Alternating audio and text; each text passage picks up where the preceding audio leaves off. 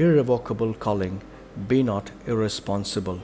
Romans chapter 11 and verse 29. For God's gifts and His call are irrevocable. Gifts are given as expression of love, and it is purely based on the giver's discretion.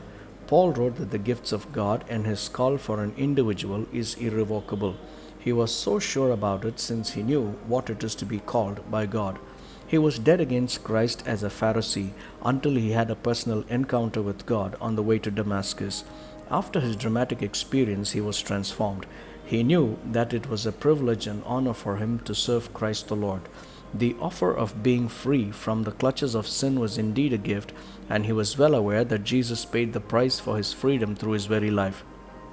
Therefore, Paul exhorts everyone who has known Jesus on a personal level to be committed to the calling, being his sons and daughters.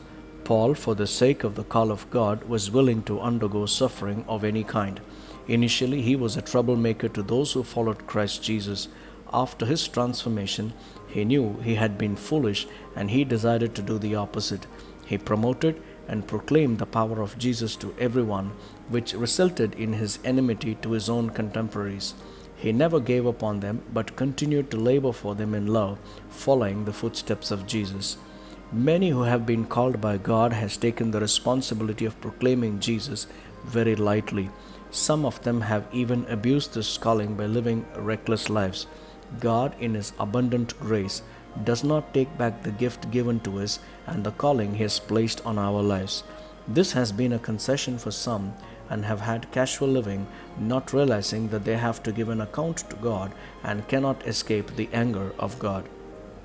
On the contrary, those that have enjoyed this gift and call are entitled for God's reward of enjoying the Master's home and His happiness.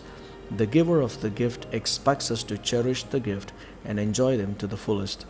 Let us therefore be watchful. Irrevocable calling. Be not irresponsible. God bless you.